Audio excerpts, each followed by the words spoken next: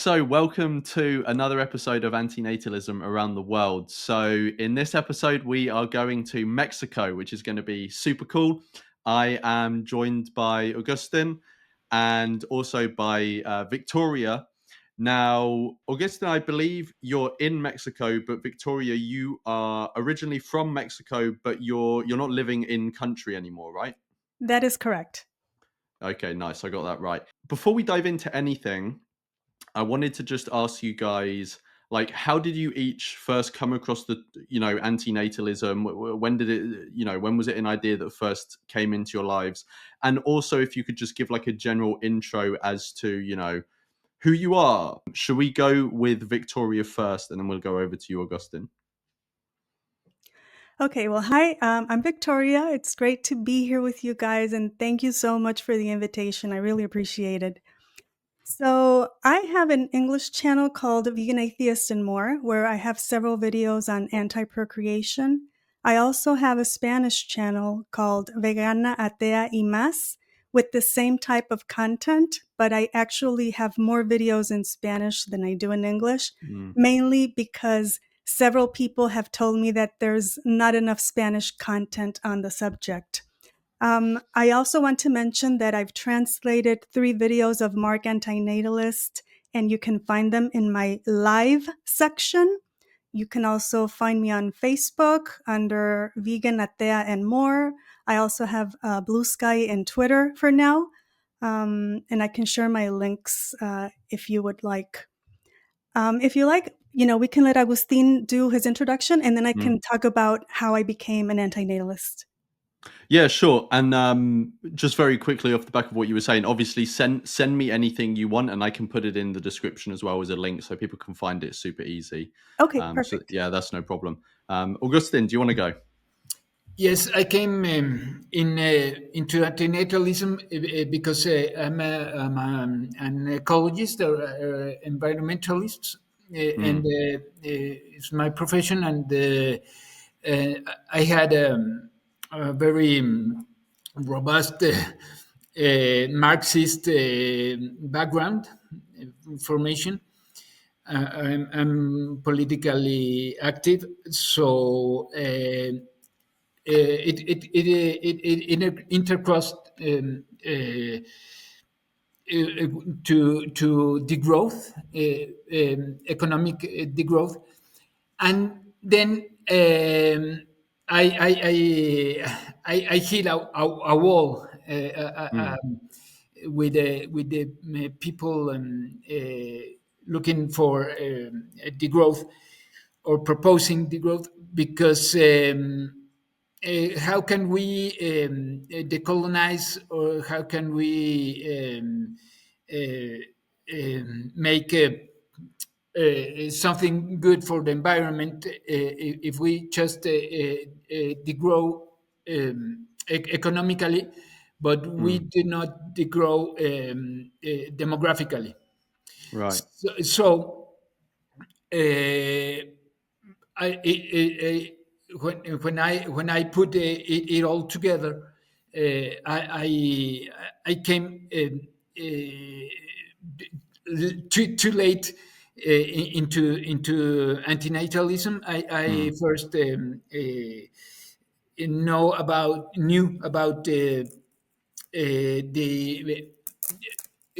how it's a movement of voluntary human extinction. Voluntary human extinction movement. Yeah. That's it was my first approach. It was maybe 2004, Oh, 2004. whoa. Yeah, Yeah. and 20 years ago, Yeah. 20 years 21 ago. Yeah. years ago, and then it was a click on my mind, and yes, this is the solution, and if that's the solution, the problem is me, because I had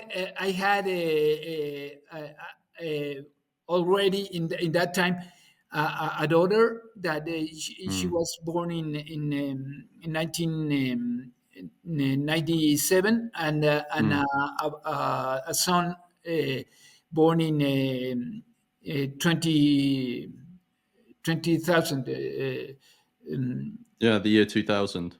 the year 2000. So I had my vasectomy too Mm. late, and and that's it, I'm going to this again in the interview, because these origins would explain how difficult for me is to explain antinatalism to environmentalists, to Mm. Marxists, to Catholics, or religious people, Yeah. cultural Catholics in Mexico, like my family, for example, Yeah. and people looking forward for the growth. Mm. That's uh, my, my Yeah. my. That's I'm the in the web in middle which of you exist. Yeah, yeah, yeah, I'm yeah. in the middle of this. Yeah, yeah, yeah. So you're between a rock and a hard place, as they say. Yeah. No, that's super interesting, and yeah, I want to get into more of that when we get onto like your personal experiences talking about the topic, because yeah, it sounds like you've probably been in a lot of heated conversations, shall we say? Um, but cool, Victoria. Should we come back to you if you wanted to let us know how did you first come across this idea? Yes. So with me, it was like, I actually remember the day I realized that I didn't want to have children.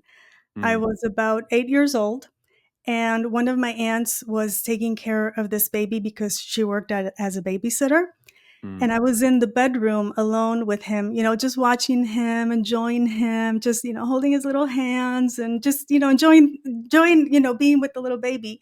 yeah. And in that moment, I remember thinking, it's so sad that we are enjoying this beautiful baby with all his funny and special moments, but his parents are not. And Mm, I I don't want this for my child because I know what it feels like. And in that moment, I had like an epiphany, and I looked up to the sky, and in my mind, like in silence, I prayed, God, please never give me children. mm, And I'm sure that my bad childhood is what caused those wheels to start turning, which is one of the good things that came out of all the bad experiences that I had. So I think that that amplified my awareness of how wrong it was to have children. mm, And then the more I observed life, the stronger that idea became, which then led me to understand that many or most people shouldn't have kids either. I realized that if there was a chance that my kids would experience a fraction of what I had already suffered, I was not willing to take that chance, and I mm, couldn't understand why anyone would. I also remember thinking, well, my mom complains about her mom raising her and the many mistakes that she made, and I complain about how my mom is raising me and the many mistakes I feel she makes. So the chances are really, really high that my kids are going to say the same thing about me. So why would I do that? It doesn't make any sense. So every single time in any given situation, the logical conclusion was not to have children. So I didn't. I mm, obviously didn't know there was a term for it until like yeah. in 2018. And that's when I decided to start making videos talking about it because I felt very strongly, like I'm sure Agustin can can attest to that. My videos in Spanish are much more passionate than my English Spicy. ones. Yes. So I get a lot of pushback. A lot of people love them, but a lot of people they do not. Yeah. And then a month after Roe was overturned, I got sterilized because I didn't want to take any chances. So Right, right, right, right. Yeah. So it's I'm kind of a bit ashamed because both of you two seem to kind of have had this realization about antinatalism yourselves, right? I mean, I know Augustine, you were saying how you kind of heard of the voluntary human extinction movement, but it sounds like you were coming to that idea anyway. But I had to have it explained to me over this over a series of a couple of hours. So Okay. I was not as talented as you guys in my thinking. Um, but no, that's cool. Thank you so much for sharing. And it's also interesting how both of you came at it from completely different avenues. Mhm. Like Victoria, yours was more based on your personal experience, and then a sort of I was going to say incident, but incident like a scenario, where you were with that child. But then Augustine, for you, it was more sort of about ideas, right? Ideas Intellectually, about yeah. Marxism and environmentalism and how these things interlink and so yeah, it's super interesting, and I want to get more into both of what you guys have mentioned as well. um but before we get into like what you guys are personally doing or your personal experiences talking about this topic, I just wanted to have a general intro into antinatalism in Mexico. What is your guys' understanding of antinatalism in Mexico? Is there any form of community? Are there antinatalist Mexicans that are sort of linked up with each other? Is it at all sort of a known thing? Or is it extremely rare? You don't really know anyone else. What's the sort of state of antinatalism in Mexico? Augustin, do you want to go first? Yeah, well, here in my area, it's very rare. Mm, Nobody speaks out, even if they understand or if they got vasectomy done or so. They don't assume themselves as antinatalists. So it's very very uncommon, mm, but it's like a underground understanding or common sense, and you can see it in the declining of birth rates. mm, We are in 1.6 children per woman, so mm, it's declining very very very fast, and even in my rural area where it's very very common, the pregnancy of teenagers. mm, It's declining very very quickly. mm, It's related obviously with the education of women. One or two generations before, women doesn't get to high school at all, and now it's very common. They even in rural areas as I live in, it's very common to get even to a university for women. mm. So it's like like more than a thing that doesn't have a name, but it's real. Yeah, It's yeah, yeah, yeah. and it's very like a thing that doesn't need to be talked about or discussed.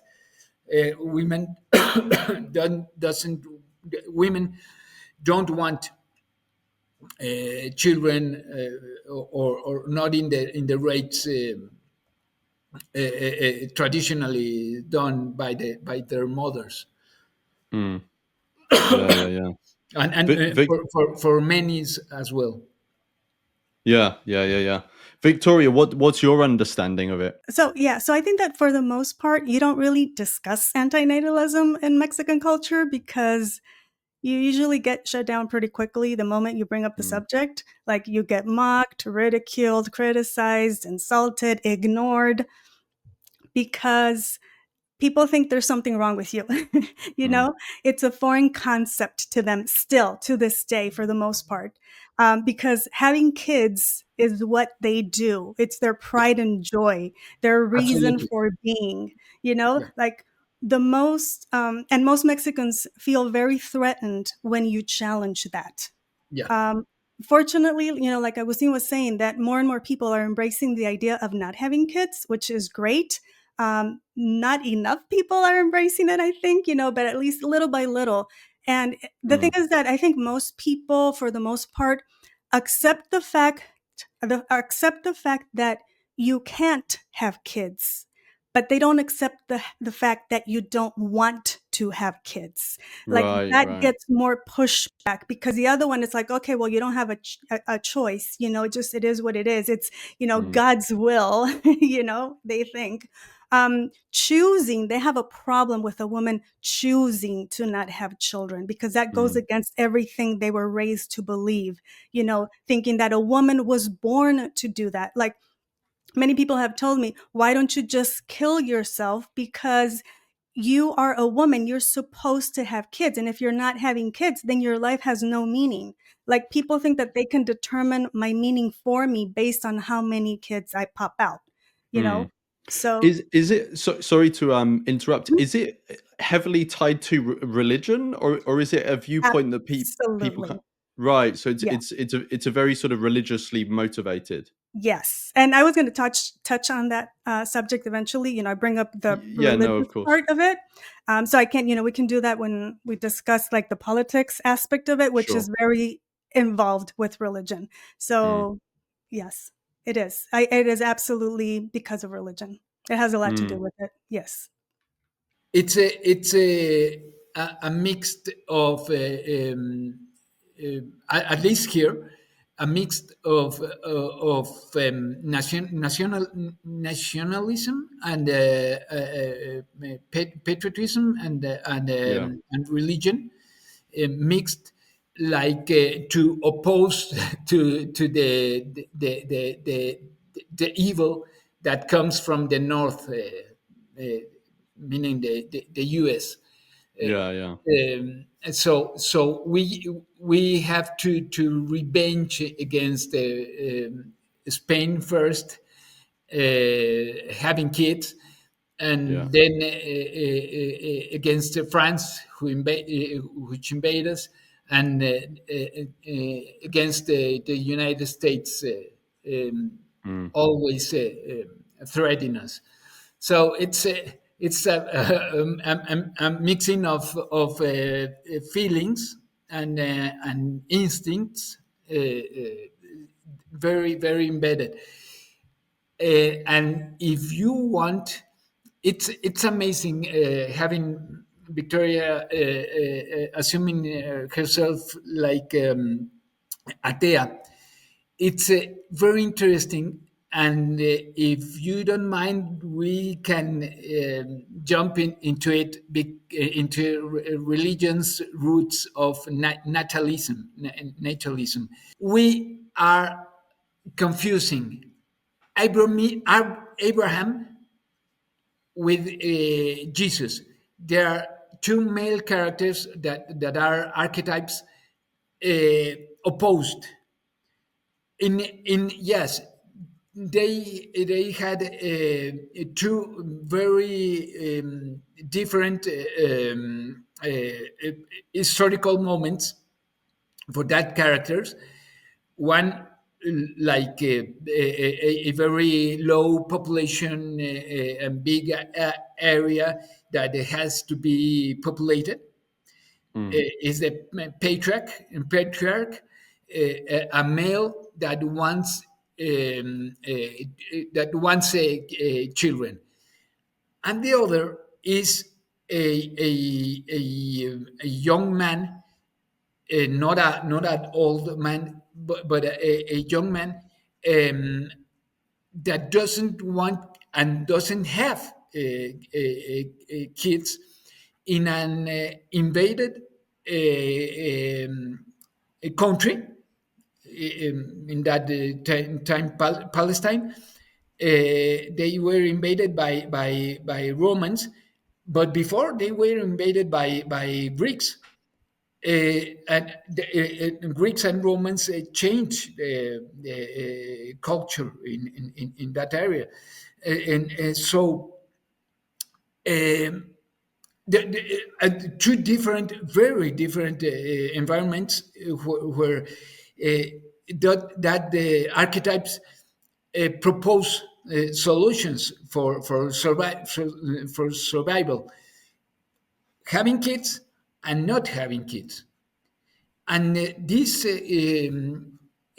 second proposal for this archetype Christ, it has roots in tradition. It's Nazarim. The man. I don't know if women as well. If we, a man who decides to work for his people, to fight for his people, or to serve, make some kind of service in the people. So they don't choose family life. They don't choose Right. to work only for his Yeah.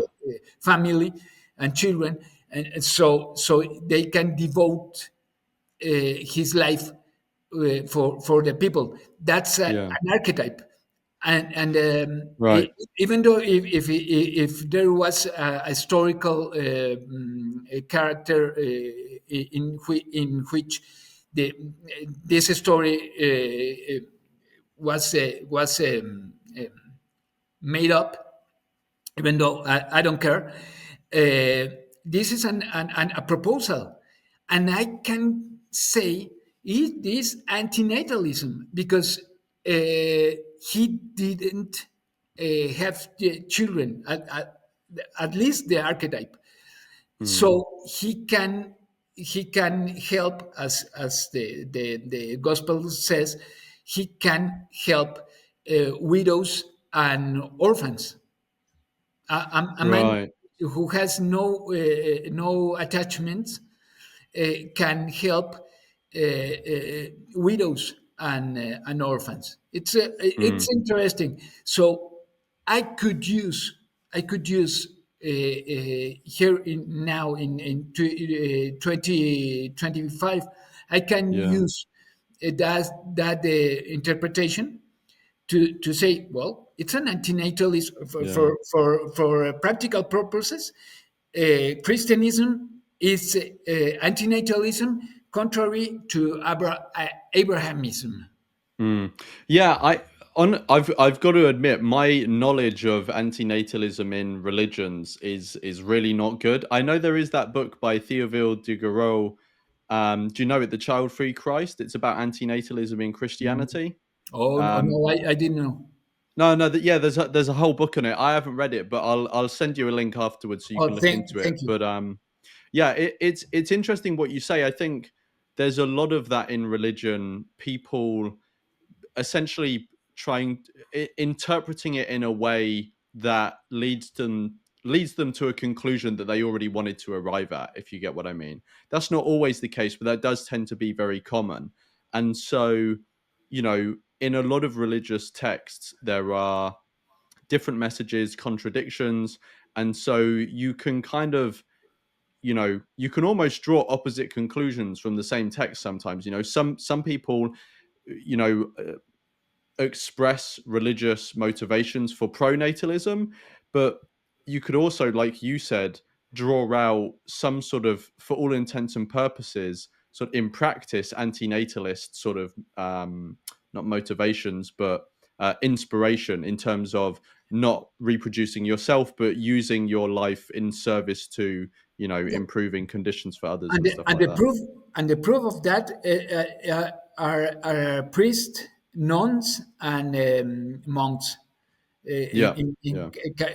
in Catholic Church. Yeah. Yeah. Yeah. Yeah. They are at least child free, at least. Yeah. Yeah. So, going back to antinatalism in Mexico. Well, I guess it's not directly in Mexico, but I wanted to ask your guys' opinion, or you guys to share what your experience has been talking about antinatalism. Now, obviously, Augustine, yours is going to be in Mexico. I know, Victoria, you're not in Mexico, but what is your experience? I'm assuming, Victoria, you still obviously interact with Mexicans or people who are in Mexico. So what has your general experience been like talking about this topic? If we can start with Victoria, and also feel free to share about what the sort of interactions you've had via your YouTube channel have been as well. So I think that, well, first, what, like with my YouTube channel, like I said, I get both. I get people that love my videos, and then I get other people that absolutely hate them. They wish me death. They Yeah. telling me, shut down your channel. You're talking nonsense. It's ridiculous. Let people have all the kids they want. It's none of your business. This mentality. When it comes to my family, they've always known that I didn't want kids because I was always very open about it. I know my mom has always been sad that I didn't give her grandchildren, but she's never like pressured me in any way. Mm. So I think she just suffers in silence when it comes to that. Yeah. So Yeah. Yeah. the same thing with the rest of my family. However, I do have a girlfriend that I've known for about 7 years now, that mainly because of the conversations we've had, she went from being a proud mom of two, to then saying that she regretted having kids, to now Right. saying that she thinks nobody should have kids. And Right. she often talks to both of her teenage children about it and openly discusses antinatalism with them, which I Yeah. think is Yeah. Yeah. Yeah. great. Yeah. Because after her second divorce, the blinders came off, if you want to call it, and she sees the suffering that it caused her kids, to the point where she has asked them for forgiveness for bringing them into this world. And she constantly tells me, why didn't I meet you 20 years ago so that I would have so that I would have avoided all of this heartache and pain for myself and for my children. Mm. And it hurts me. Like when she says that to me, it hurts me because I know how much pain she's in, because she'll call me and she'll talk about all these problems that she has with her kids and everything, and how hard it is to be a single mom of two. And I was like, I wish I could have helped you. I wish I could have said something. And I think that's what pushes me to talk about it, because I'm like, I want to get to those women so that they, in 20 years, they're not saying, why didn't anybody tell me this? Why didn't anybody open my eyes? So I think it's a very important subject. Even if you don't change your mind, at least you had an option. Because Mm. in her, she always tells me, you know, I never even thought that I had a choice to not have children. I just assumed that that's what you do and that's what you did, you know? So now it's amazing because now she goes around having these discussions with her girlfriends that have kids, trying to sow seeds of reason into them, which is great. Yeah. But I only have these types of discussions with like a handful of people because most of them are not interested in what I have to say, unfortunately.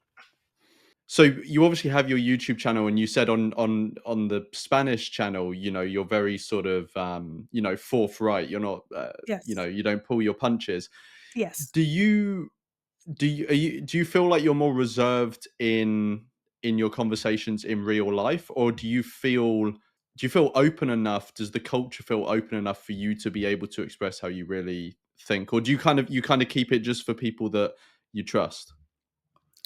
Well, I'm the type of person that if if anybody opens a little door, I'll like say, okay, this is an opportunity for me to talk about it. So I'm going to talk about it. You know what I'm saying? Like if I notice that there's a little crack right there, I'm Yeah. like, I'm going Yeah. to take this opportunity and I'll talk about it. I don't hide it. I don't, try to avoid having these conversations because Mm, it's one of my favorite topics. As anybody that mm, knows me mm. will know that. So I love talking about antinatalism because I think, like I always say, all roads lead to antinatalism. Whatever subject, Yeah, whatever subject you talk about, it leads to antinatalism because that is always the absolutely, solution to every problem, no matter what it absolutely. is, you know? Yeah, So that's why I'm so passionate about it. I'm obviously not like in your face if I just met you 5 minutes ago, you know. Yeah, yeah, yeah, yeah, So, but like I am in my videos because there it's like you're coming to me, you're coming to my yeah. channel, and if you're here to hear, you know, what I have to say, then you know you took that chance. I'm not going Mm, into your space and you know trying to be in your face. But yes, in my Spanish videos, I'm very I don't sugarcoat anything. I say it yeah, like I think it because I feel I like when people are like that. I don't like the sugarcoating. I like if you're going to tell me something and if I'm wrong, I want you to tell me that I am wrong and why I'm wrong. And then yeah, I'll yeah. consider what you're saying and I'm going to change my mind if I feel that you're right. So, yeah, so I'm What sort do you get any sort of vibe on the type of people who come across your channel? Like, you know, like for example, do you get a lot of religious pushback, or is it people more trying to debate you on the arguments, or yeah, do you have any sense of where these people come from? I think most of the people that watch my videos agree with me for the most part because you can see it in like the comment section and stuff. Mm, I do get some very, very religious people that try to convince me that I'm wrong, you mm, know, that it was wrong because I had an abortion when I was 25 years old and I made a video saying that I don't regret my abortion. So that really gets people very upset because they yeah, yeah, want yeah. you as a woman to regret every day and cry and, you know, ask for forgiveness and say that you would never do it and blah, blah, blah, because that is the mentality that people have. They cannot understand how a woman has the liberty to choose over her own body and that she's okay with it and there's nothing wrong. You know, it's not a sin, it's not a crime. It is her body, her choice. So I do Mm, get some people that express their religious. They come from a religious background because they'll say, you know, they'll mention God and religion and how, you know, if you ask for forgiveness, He's going to forgive you for your sins or for the wrong things you've done. But for the most part, I think the people that come to my channel is because they agree with what I have to say. Some mm, of them do disagree and push back a little bit, and we'll have some discussions. And like I say, if I'm saying something and I'm wrong, I'm willing to change my mind if you come mm. with me with you know good arguments. Yeah, yeah, yeah. No, 100%. Um, you okay, you, okay, okay, you yeah, you go on. understand why I love this woman so much. I'm Yeah, yeah, spicy. yeah, yeah. Yeah, um, the language she uses in her Spanish channel is awesome, mm. awesome. She doesn't holds back anything. Yeah, yeah, yeah, yeah. Victoria, just out of interest, like how long have you been doing the channel? And on your Spanish channel, what kind of what do you make your videos about? Are they more you pick a subject and you just unload in the video, or do you do reactions to things, or do you ever have conversations with people? What style of stuff do you do? Well, I started in 2018, both of my channels. I started them at the same time. And for the most part, I kind of did like, I would make like a video in English and then I would translate it into Spanish and do the same video. Um, that's most of my videos are like that. But like I said, I've been working more on my Spanish ones. I've Mm, done some reaction, I think. Yeah, I've done some reaction videos. One of them was on veganism, the other one was on religion. I think I only have like 2 or 3, response videos that I've done. mm, Yeah, no, yeah, oh, yeah, and one was on euthanasia. One was on religion, one was on euthanasia, and one was on veganism. mm. I don't I've had like, I've done videos with other YouTubers, like, that they've, interviewed me and stuff like that. Like, I did one video with Life is Overrated a while back. So Right. I've done that. Some people have invited me over to their channel, so usually I go to their channels. I don't have anybody come to mine because I don't know how to do it because I'm really bad with technology. I wish I did. I wish I knew because I hopefully in the future I want to have, you know, videos where I talk to other antinatalists and to other atheists, and that we, form a bigger community, because I think it's really needed, especially in the Spanish community, because we don't really 100%. have that as strongly and as influential as they do in the English community, so we need that. We do. So did that answer your question? Yeah, 100%. Yeah. And again, I'm gonna ask after this if you can send me the link to all those, and I can Yes. put them in the description as well. Okay. Because I haven't seen your one with. I'm assuming the one with "Life is Overrated" is in English, or does he speak Yes. Spanish as? Yeah, No, yeah. it was in English. Yes. Okay, cool. Yeah, because I haven't seen that one, so I'll check that one out as well. Augustine, I wanted to get to you. So, what's your? You mentioned that you kind of, well, I don't know if you still do, but you said at least before, maybe you still do now, you existed in these Marxist spaces, environmental spaces, Yeah. degrowth. What have your experiences been like talking Well, about antinatalism? the antinatalism is the one that unites everyone against him. Is the antinatalist is the one Marxist, environmentalists, the growers hate. Mm, Because yeah. because nobody likes to talk about that, and Yeah. that's me. Yeah, it's I've heard someone say before. I was speaking to someone who was an antinatalist and involved in left-wing spaces, and they were talking about how, how there's this sort of stereotype, which is also often very true, that the left of politics tend to, they can never agree on stuff, Yeah. even though they want to combat issues in society, they can never form, well, never is a strong word, obviously, but the stereotype is that they can't agree with each other, and so they're always fighting amongst themselves, so they can't fight the issues that they want to rectify. And this person I was speaking to said, "Well, I found something to unite them all. They all hate me because I'm an antinatalist." So That's all, it. all of the different, Yes. left-wing groups that will fight each other will all come together to Uh, fight the ca- antinatalist. Yes. can you see this? Yeah, what does it say? Es de Ejército Zapatista de Liberación Nacional. I was a militant in the civil the non-military wing of this organization in Chiapas. In 1994, there was a uprising of indigenous people, and they're Marxists, and they call me Neo-Malthusian, Yeah, that's Neo-Malthusian as a yeah. a bad word. And then I knew that Neo-Malthusians were some anarchists from Europe Mm, that promote vasectomy between working class, mm, and some of them were even in jail because of practicing vasectomy, having their vasectomy done, or promoting vasectomy. yeah. There's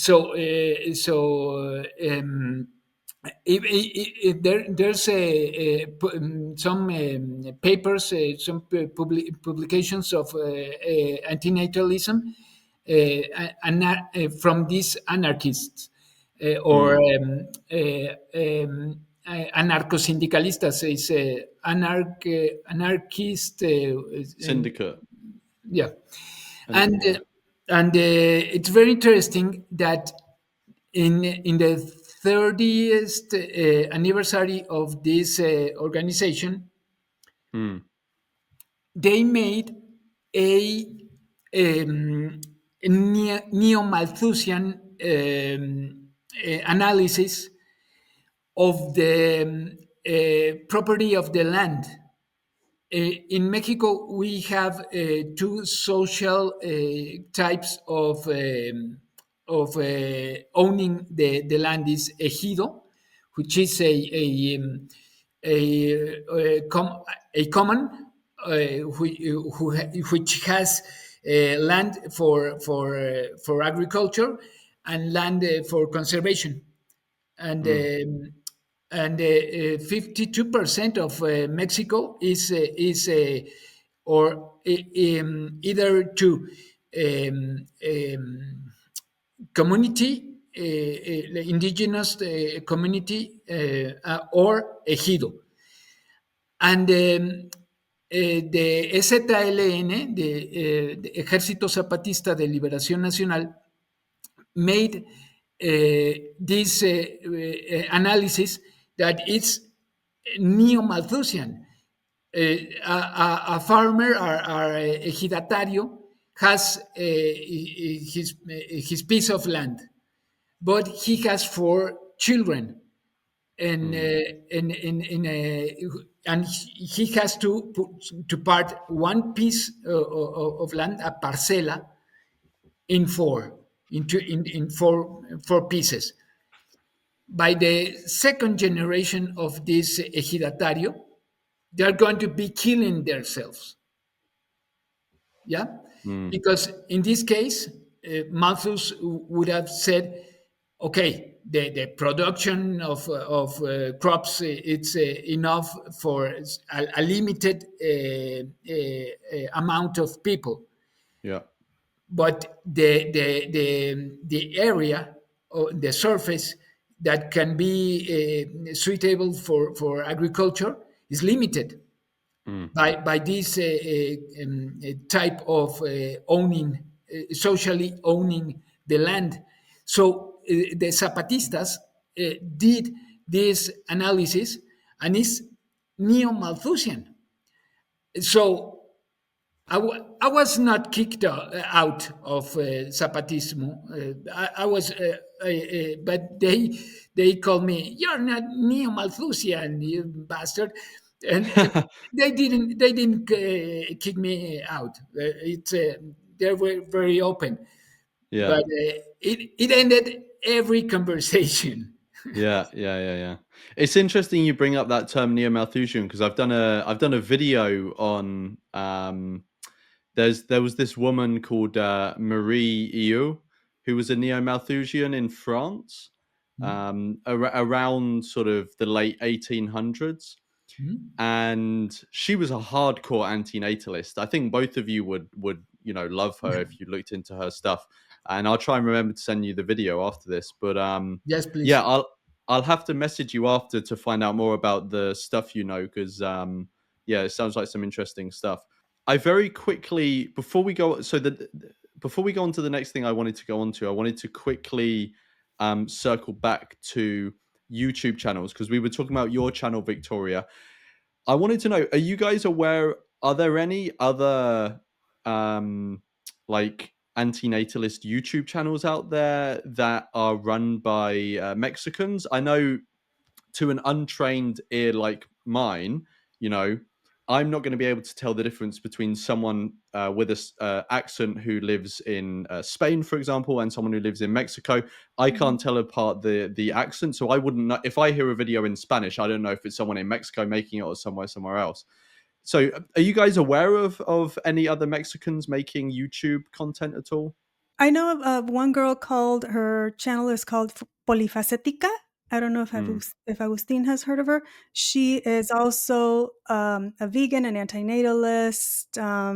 So I was actually listening to one of her videos because I kind of remembered that she has had interviews like on television and stuff, I think. Oh, really? But I think it's been more on veganism because I couldn't remember if it was on Right. antinatalism or on veganism. She does have one interview in radio talking about antinatalism. Oh, that's very cool. Yeah, but that's the only one that I can remember right now that is actually Mexican. I know that there are other channels on antinatalism.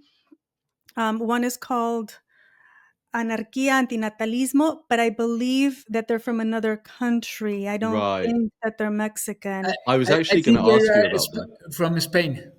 Right, Oh, from okay. Spain. I I guess. I guess. just very quickly, even though they may not be actually Mexican, but you guys will know more about them because you understand the language. Do you know who these people are? Because I think they run a sort of podcast as well on antinatalism. What can you guys tell me about this channel, Anarquía or do Do you you not? know? Antinatalismo. Yeah, yeah. They're great. I love them. So Yeah, is it there's. multiple? Oh, sorry, go on, I'm Victoria. sorry. Yeah, I think there's a couple of guys. Two of them I've listened to two of the guys talk, and they actually did a response video on my videos, my last video. Yes. Yeah, I saw. Yeah. I Yeah, saw that. Yeah. yeah, and then they have great content. And then there's another channel, another person that contacted me that actually wants to do like a collaboration, and she also has a Spanish channel on antinatalism. Her channel is called SolelyCurley, and she also has, I think, like 11 videos. I think she started her channel like a year ago. I think she might be Mexican. So Mm, I'm going to confirm that, and I can give you the link to her videos. And they're also, all her videos are in Spanish, and it's about antinatalism. I yeah. think mostly, yeah. No, absolutely. Thank you so much. I think it's so good because I think one of you mentioned before how a lot of the discussion around antinatalism, at least that I'm aware of, is very heavily skewed toward English. Being in Yes. English. Yes. Now, obviously there will be. I get that perception one because I think it's true, but also the discourse I'm going to be exposed to is going to be the English discourse, right? If Yes. there's lots of other discourse in other languages, I'm not necessarily going to know about it.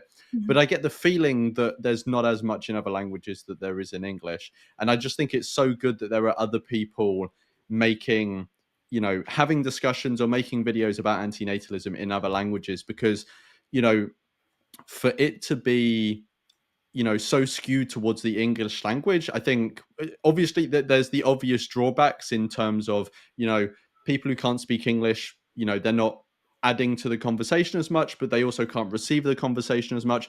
But Mhm. also it can make it have this appearance like it's an English or an American thing, if you get what I mean. Yeah. Because you I also have a friend who spoke. I was speaking about veganism, and she's Chinese, and she was saying how veganism, even though it isn't a Western thing, it's labeled as like Western propaganda in China, at least in some sections, because the, maybe there's just not much as much conversation, so it's seen as this foreign thing coming inside, even though it isn't. There will be roots of veganism in China, just as there are in many places Buddhism. around the world. Yeah. Yeah. Exactly, Buddhism. Yeah. I think that that is the case for whatever reason. I don't know if it's because um, America or, countries like, England, the Mm, US and stuff like that, they have so much influence in the world and so much mm, weight that that makes it just more possible. And the fact that there's more people speaking English, and even in other countries, that adds to your group versus us, or versus somebody in Chinese. Only people in China speak Chinese, in English, all, America, yeah. many countries, so they can add. So what I notice is that a lot of people from Latin America or Spanish speaking, that now they're starting to learn English, because back in the day, 20, 30 years ago, that was not the case. So I'm glad that now people in Latin America are learning English, which now they can have access to videos Mm, like yours, whether it's about veganism, atheism, euthanasia, abortion, whatever it is, there's always going to be more content in English than in any other language. And I think that that's where we come in, and say, okay, let's try to get that information towards those people that don't have access. We're like that link, that bridge that, can translate things, can translate videos, or can take maybe like an idea, and I can say, oh, your idea about this video gives me an idea to make a video on a subject that maybe I haven't touched on, and stuff like that. So you have influence on us, and we can have influence on other people mm. to spread the message. Yeah, no, 100%. I mean, I'm all for more languages getting involved and, more people around the world. I think it's only going to be a massive benefit.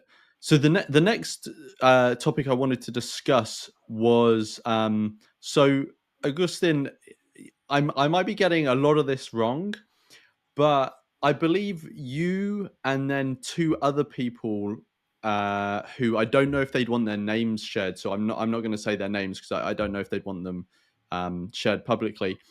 But you and two other Mexican antinatalists hosted some form of online conference or event around antinatalism. Can you just go over like what was that? How did you three get in contact to do that? It was very interesting experience because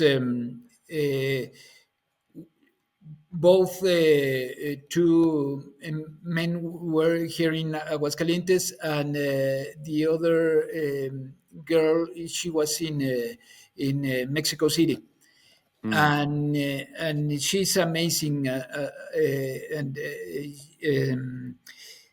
the name of the host was Asociación de Estudios Filosóficos de Aguascalientes. This Philosophical Studies Association of Aguascalientes here in Mexico. right. And it was like a chat, 2 hours chat talking about antinatalism, and it was very profound. They both are sterilized, and they openly talked about it, and it was very very interesting. Mm, We are trying to recover that tape, or I don't know, that conversation. I don't know mm, if we could do it. It was in 2018 or 19. mm, And later on, I've been in touch with them. And last year, I was starting a lecture, one lecture in a university here in Aguascalientes, and I think it was a big success for antinatalism. so you gave a lecture? Yeah, yeah. Oh, that's very cool. Yeah, So yeah, Awesome. and for students of Bachillerato de las Artes, it's not a university, it's yeah, university linked, but it's a high school level, yeah, yeah. and So they sorry. they were amazing. The, Yeah. women and men, the kids were amazing. We Mm, love that this experience. I, yeah. I, I had to act a little bit, and to mock about male character, Mm, archetype, male character of the macho yeah, embarazador, yeah. in Mexico, which is ridiculous. It was very interesting. I love Yeah, that. yeah, yeah. How did you get the opportunity to give that lecture?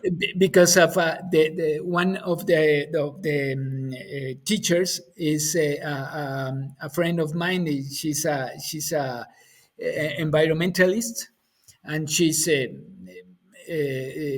teaching environmental problems, or I don't know Mm, the the name of the subject she teaches in that environmentalism, yeah.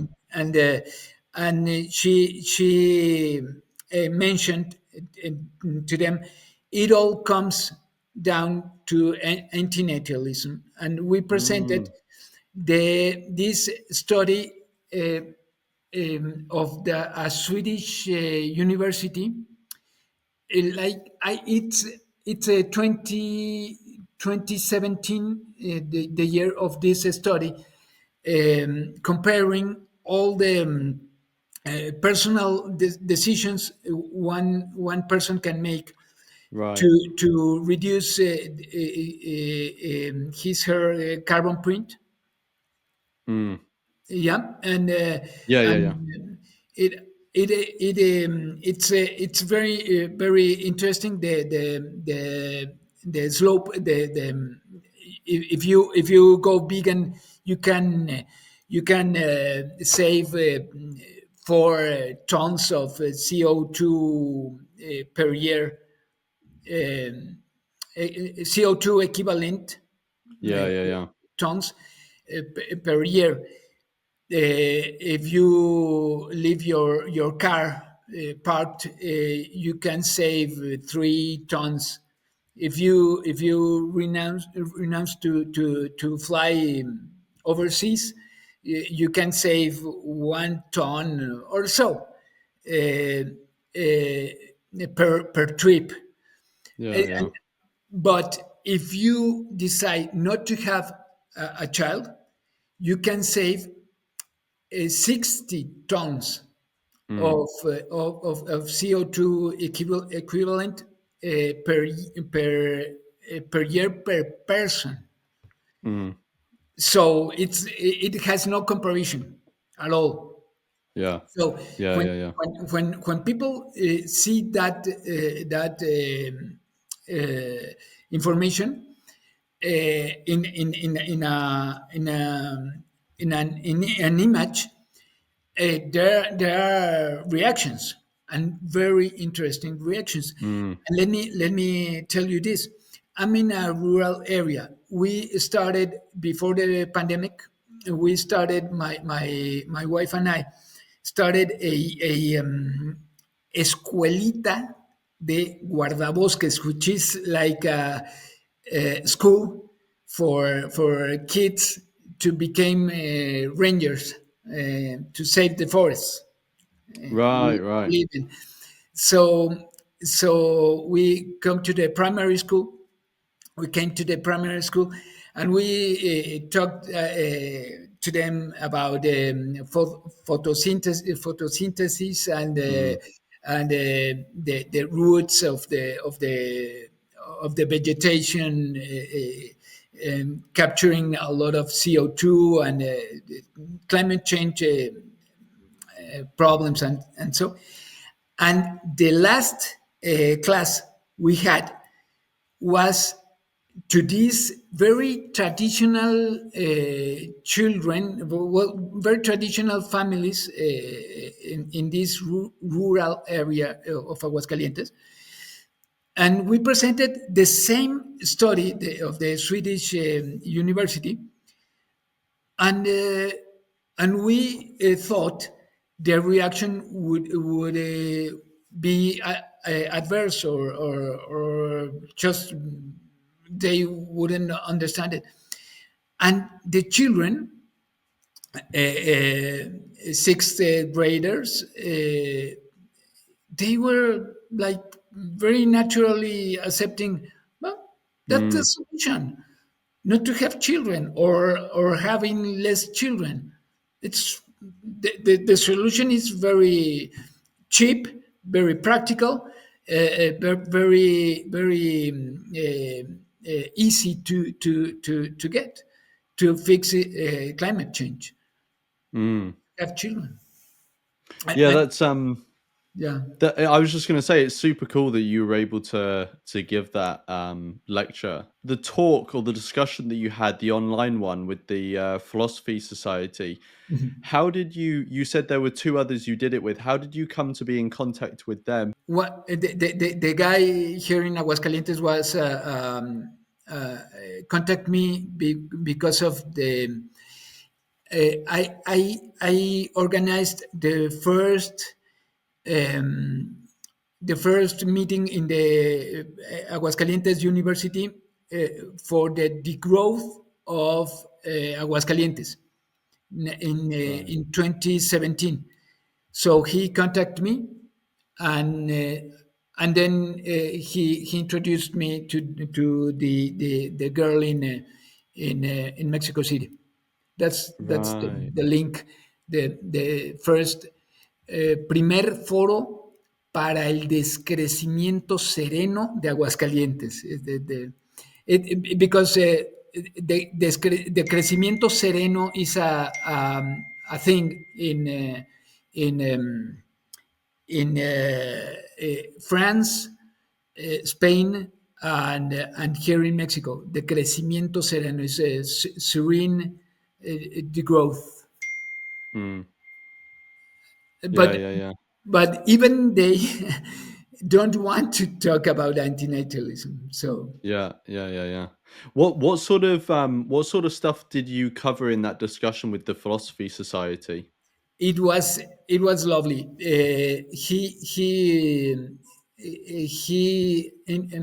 talked about his infancy, his childhood, and he said something that touched me very very much. He said we romanticize childhood. Mm, We commonly romanticize childhood. If we seriously go back to our childhood, we would find a lot of suffering, and we could get right in the that epiphany Victoria told us moments ago. uh, it's not cool to it's not okay, it's not good in any means, by any means, to have children.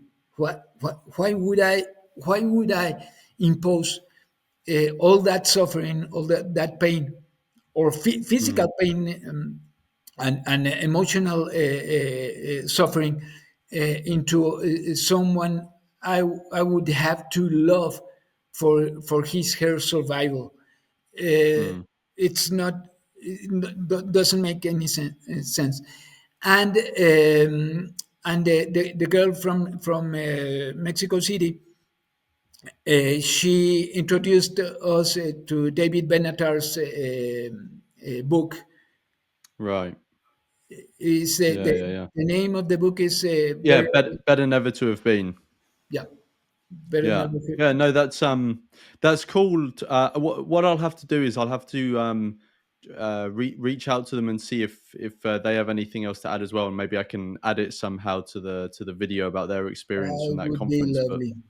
it sounds very cool. And also, you said that you wanted to try and get the recording of it, and I believe I have the recording of it. I can't remember Oh, if you sent it to me before or if one of them sent it to me yeah. before, but I have a link to the recording, so I'll put it in the description of the video and I'll send it to you Oh, so you have nice, that.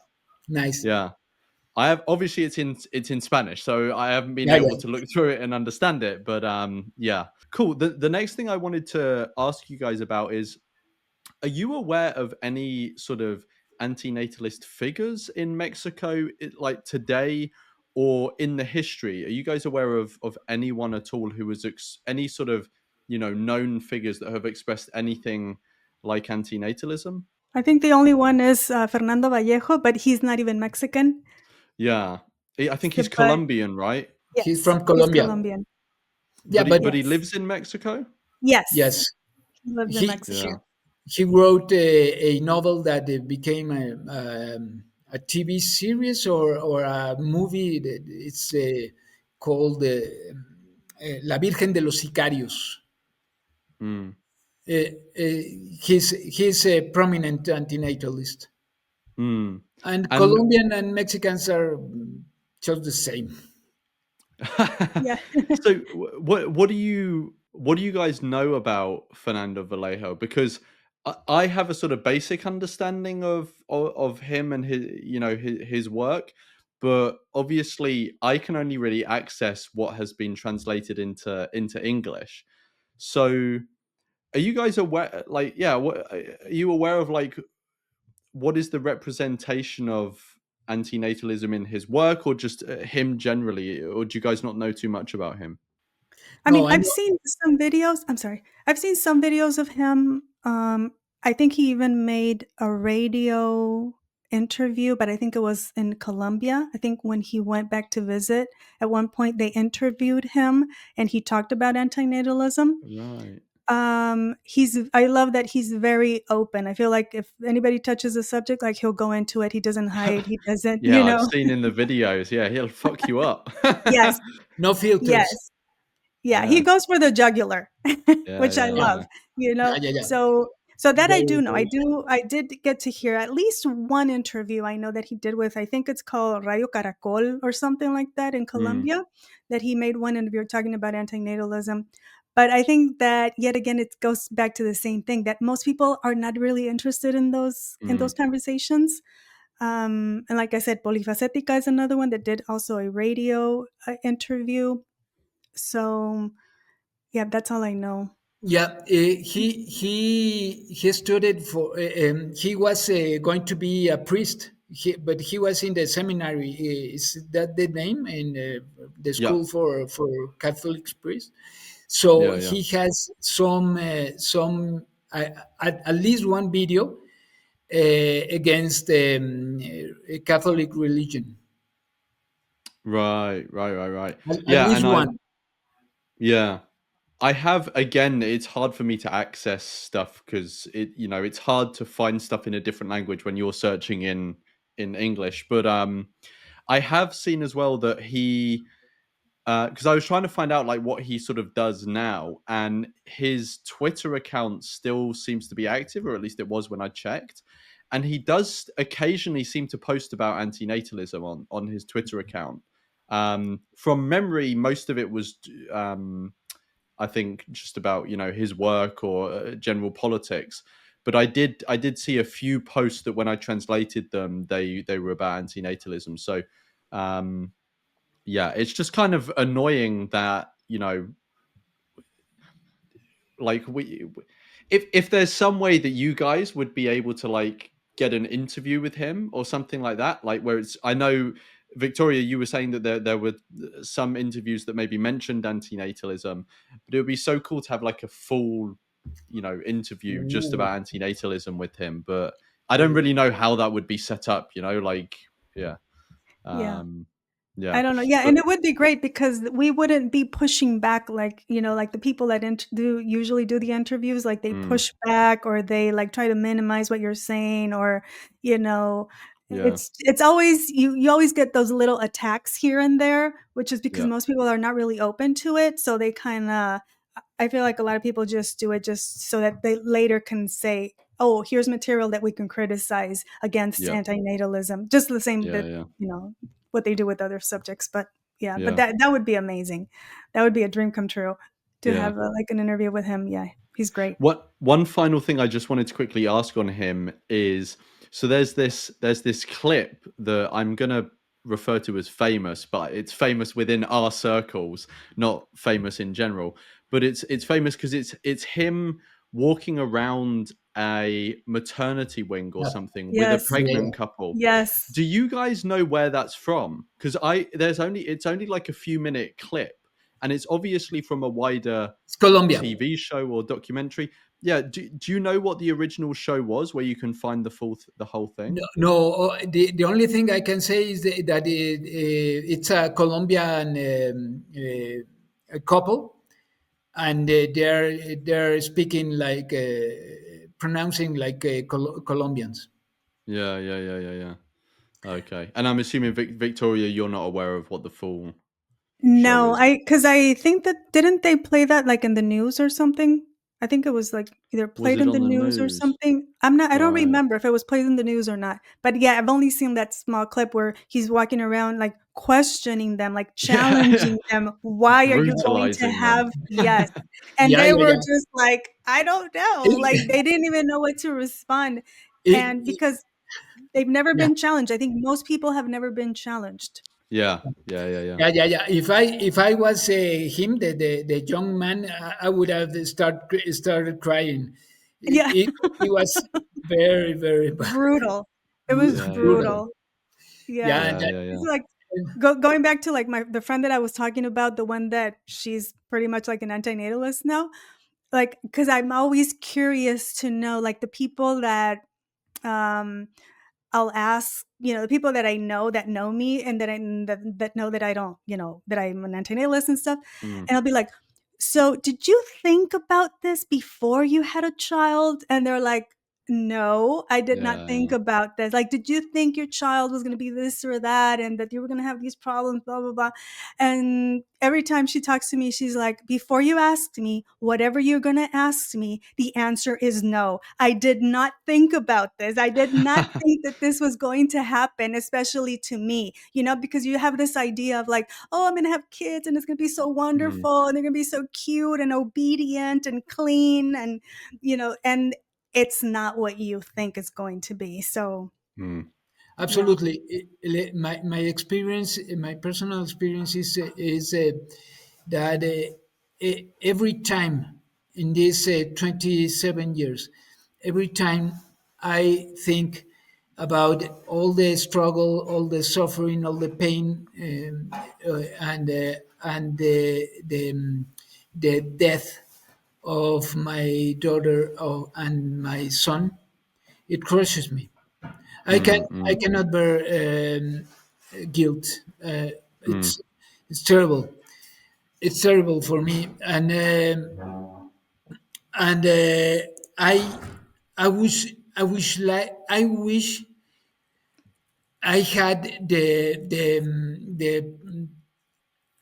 idea of not having children like when I was 26, because I was a father of my daughter when I was 27. And Right. That's my age. I was actually born in the same year as your daughter, 1997.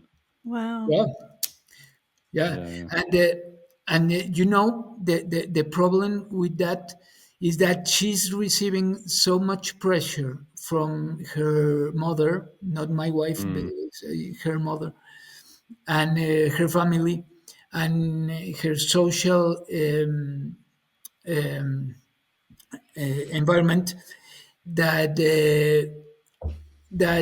I could have stopped that from the beginning, and not letting some girl, some woman to go through these difficult decisions. So this suffering between when my father asked me not to have children, and the family of her mother encouraging in her to have children, is terrible. mm, uh, with my son is different, because I from the first moment I asked her for his I asked him for his forgiveness, and I told him it was a mistake mm, to be a parent. Not him. I'm very proud of him, but mm.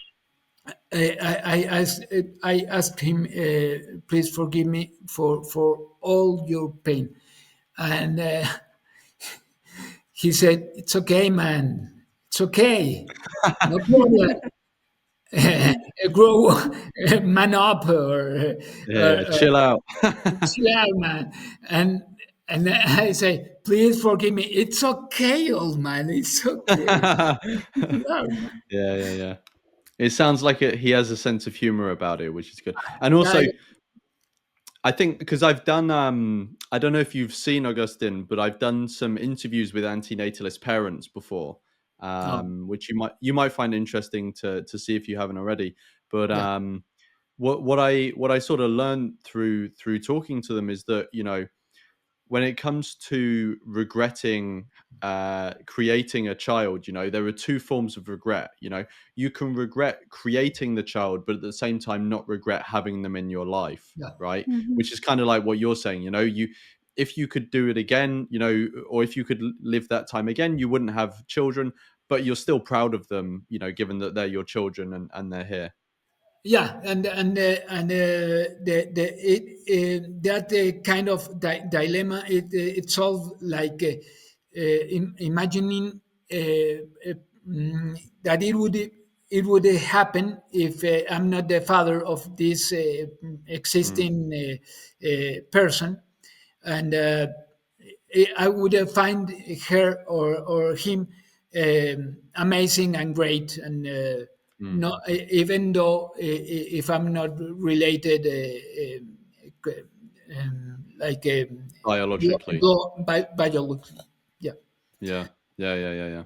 I wanted to move on to politics. So, are there any like political trends or laws, or movements in Mexico that are relevant to antinatalism or procreation, or is it just sort of normal politics when it comes to procreation, like everything's pro-natalist, or what's your guys' understanding? Is there anything to sort of talk to in this respect? Yeah, with your permission, Victoria, I'm going to say Mexico is now reaching the normal Western standard of legal abortion, and every 32 of the states are uh, adjusting the local laws for legal abortion till 3 months, till 3 months of pregnancy. Mm, Um, and the scholarships are it's in some way are producing this phenomena of the birth rates going down, the scholarships, especially for women, and the case of having a woman in the presidency. That's very, very interesting and very touching. Now in Mexico it's tiempo de mujeres, we call it, and and you can see little girls imagine they can be presidentas. mm. What Uh, what does it mean? Does it mean time of the woman? yeah, tiempos de Right, mujeres, right, time right. time Yeah, yeah, yeah. for women, and and that's it. The Presidenta Sheinbaum, she's a Jewish scientist, left wing scientist, and she's saying things like uh, uh, primary school and secondary school and high school uh, are shrinking populations. So she's very aware of demographics, Mm, and and saying this, we can make scholarships put into constitution inside the constitution, because it's financially sustainable, because there are shrinking populations. You can give a scholarship to a girl right now, because you can assure that she's going to use it to get a university degree. So there's not going to be need for the government to help her with the social um, mm, social programs like that. yeah, It would be cost benefit to to, yeah, yeah, to yeah, yeah. to to invest in that, and that's how politics and demographics come together. And Mm, I'm very pleased about it. I'm very, very pleased. And mm, there's no openly natalism now. If you speak in every group, even the more conservative groups, they are not pro-natalist at all, at all. Mm. Well, that's what I see. Yeah, yeah, yeah. I don't know in the United States. Maybe some groups of MAGA people, Trumpist. Mm. I don't know, but here in Mexico right now, there are no groups that Yeah, assume they speak out for traditional family, but it's more like not serious, not yeah, yeah, serious at yeah, all. It doesn't have no translation into votes or yeah. into economy or into a political discussion at all. Yeah. At all. Vic, Yeah. sorry. No, I was just going to say, Victoria, what's your sort of understanding? Because I guess you're, you've got a perspective from both sides of the border, I guess. Yeah, I mean, obviously, I did live in Mexico at one point, but that was like almost 30 years ago. So, Mm. obviously, my perspective when it comes to politics right now in Mexico, I'm not very, I'm not the best person to be asking that Mm-mm. question. Only what I see like in the news and stuff like that. And yes, I'm very glad that we have a woman president for the first time in history. And I feel like she's going to be beneficial to empower women. You know what I'm saying? Because I feel like that is her push, which is great. However, I don't think that even though maybe religion isn't as outspoken as maybe they used to, religion is always there in the background, pushing and trying to influence people because they've always been in power.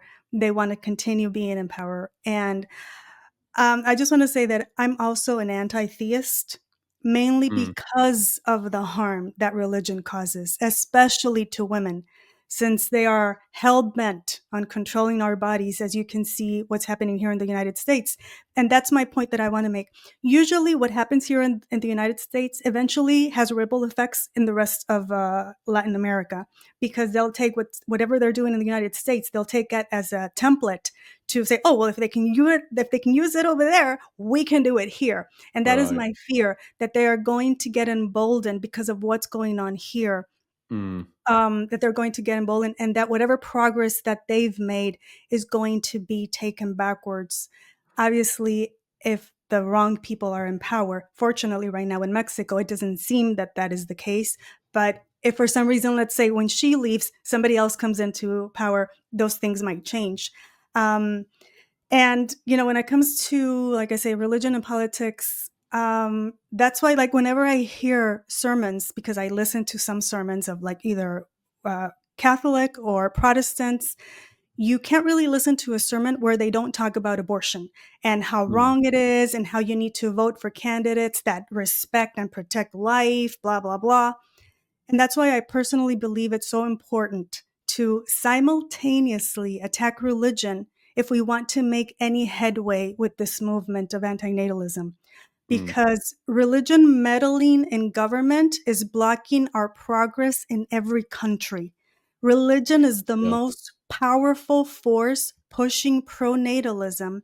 So we must attack the root. That's how I see it. I'm not saying that every atheist will become an antinatalist, but I do believe that when you leave religion behind or when it loosens its grip on you, you tend to become more open minded, more respectful of people's rights and autonomy, which can lead you to understand the moral principles of antinatalism a little bit easier, which Mm. doesn't really happen when you are a fully indoctrinated individual.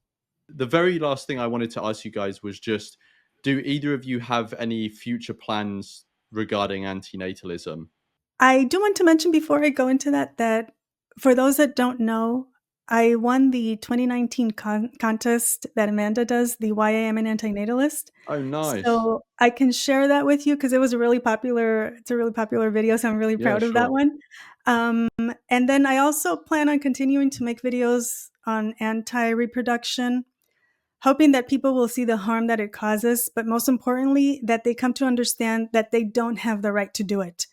Mm. And I do have also, in Mendham's permission, to translate some of his work. So I plan on doing that at some point in the near future as well. And Agustin, do you have any future plans to do with antinatalism? No, just pass on everything you both produce. Oh, thank you so Thank much. you.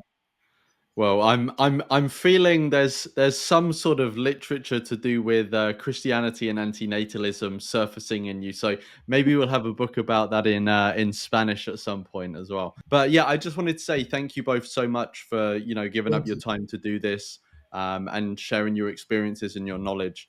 Because yeah, I've really enjoyed it, and I'm going to look forward to getting all the links from you and delving into them myself. So yeah, I just wanted to say thank you so much for both coming on and doing this with me. Thank you Thank you, very much. Lawrence. Thank you so much. I really appreciate everything that you do, your channel, all the work that you put into. It's a lot and I appreciate it, because I'm a YouTuber, so I know how much work it takes and how much effort and how Yeah. much, so I appreciate your time, your effort, your energy, your passion. I really, really do, because I do believe that you're making a big difference. So I appreciate that. And thank you for having us here. Thank you so much, Agustin, for thinking about me, having me on the show. Thank you very For much, Victoria. You can imagine how grateful I am right now. Thank you so much. It was amazing. I really enjoyed myself. It was a blast.